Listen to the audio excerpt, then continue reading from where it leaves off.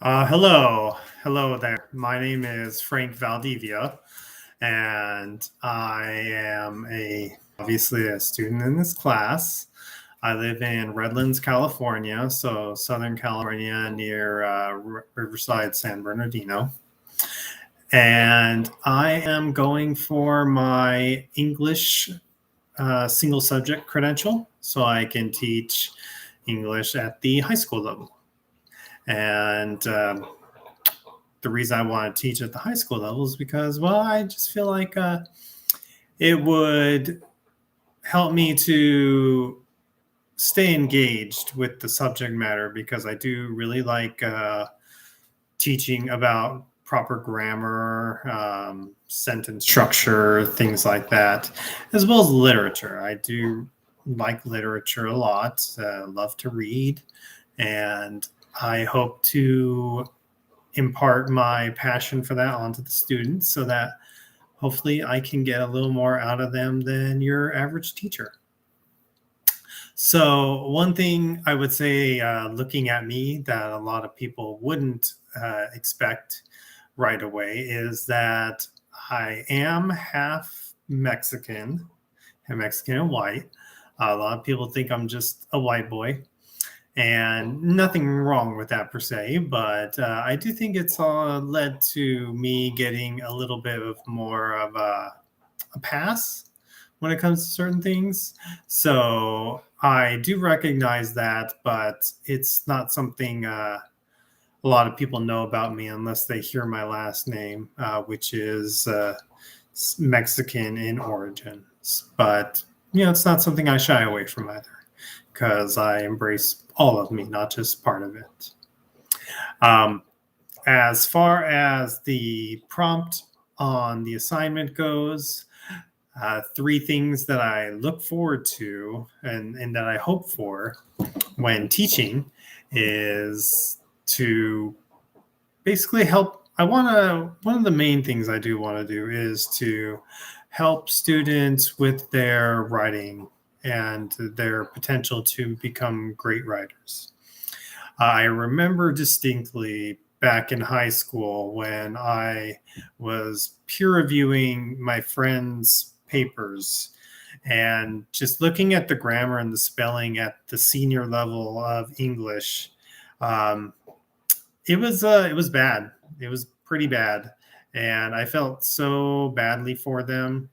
And rightly or wrongly, I kind of felt like their teachers had done them a disservice in the past because I know through high school we didn't have the same teachers, and I felt like all of my English teachers were really good, and it's helped me to be able to get that same passion and fervor for good writing, good grammar, and spelling. And that's one of the main things I want to impart to students that I eventually teach. Another hope that I have is that I will be able to touch lives, help to turn that turn that light on in people's heads, that little click that people get when they start to really understand things and everything makes sense. I want to be that for a lot of people, and I want to just be able to help out in that way, and to be able to just inspire. And that's one of the main things that I want to do as well. And the third thing that I have hopes for is to, well, I hope to one day teach at the collegiate level. That is my ultimate goal. I do want to get myself to that level because I feel like I would be able to really, really dive into what I want to do as far as teaching literature and teaching English and grammar. And not to sound dismissive of high school students or anything, but I feel like at the collegiate level, there's also a higher expectation of where people should be as far as their competency when it comes to, say, reading, comprehension, writing skills, things like that, to where that's when you really start to be able to fine tune things. And that's ideally what I want to do. I know it's going to take some time to get there, and I'm going to have to get some experience, but I am up for the task and up for the challenge when it comes to that. Now, the fun part, the three things that I have fear or hesitancy about. And, they're all not good. None of them have to do with like my performance or professionalism, anything like that. I think I do just fine as far as being able to control the classroom, things like that. It's more things that are out of my control that I'm concerned about. One being school shootings. Unfortunately, we live in a country where school shootings happen a lot, and it's something I think about every day, and it's very sad to see when it happens, and I wish something more could be done about these things to make it so that they don't happen, but this is the world we're in, and it's scary because especially at the high school level that I plan on teaching, unfortunately, it's more of a danger there. And even knowing that, I still want to be a teacher because I'm not doing it for the money or the prestige or anything like that. I'm doing it because I want to help. And to know that there is a chance that a shooting could occur at my school is a troubling one. I just hope that something comes about that helps to curb that, because nobody should feel any kind of fear or any kind of discomfort going to a place of learning, in a place where you're supposed to feel comfortable and safe in knowing that you're free to express yourself, you're free to let your guard down and just really take it all in. And I hope we get to that at some point. We're not there yet, but hopefully we do. The second fear that I have is the one we're all living through right now, which is COVID. I unfortunately previously got COVID about a year and a half ago, and it was not fun. I had a lot of chest congestion, and it was very scary, the things you hear about. As far as the fact that you could die from it and the long-term effects that come along with it. And it was not fun. I don't wish it upon anyone. I hope nobody gets it. And it's definitely a concern when you see things like teachers being forced to teach in classrooms where a lot of the precautions aren't being taken to protect not only us but the students. So it is scary because I didn't want to get it once, man. I certainly don't want to get it again. So it's definitely something that weighs on my mind, and how the teaching landscape has changed in light of it. I don't believe I got into teaching to teach remotely, like through Zoom, but if that's what it takes, that's what it takes. I prefer to teach in person, but I think we just need to be realistic in knowing when things are safe to do and when they're not safe to do. And I feel like those lines have been blurred, to say the least, and that there's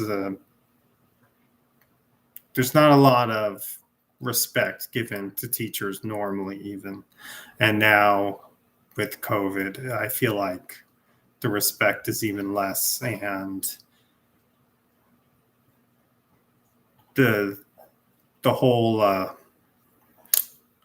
discussion is around how kids do better learning in person and the social aspect, which is all true, but I mean, there's a deadly disease going around, so is this really the time to be harping on that? Yeah, so that's all for that one. And the third one that worries me is this recent issue going around where teachers are being targeted for teaching things that they're not teaching, and teachers trying to get quote unquote canceled for things, say, like the boogeyman of critical race theory or CRT. I stay pretty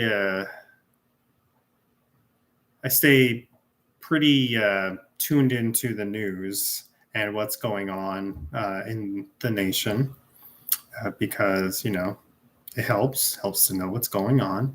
And I see a lot of these stories about people at school board meetings trying to get people fired for things they don't like, things they don't agree with, even if they're benign things. And the whole CRT boogeyman thing is just beyond me, to think that we are teaching 10, 15-year-old kids a law degree level class. It's just baffling how someone could believe that that's going on. And unfortunately, people are being unfairly targeted and in some cases fired for this. And it just makes me wonder if it's going to be safe to ever let my guard down or talk candidly to students, because who knows what will be misconstrued, what things will be said about you.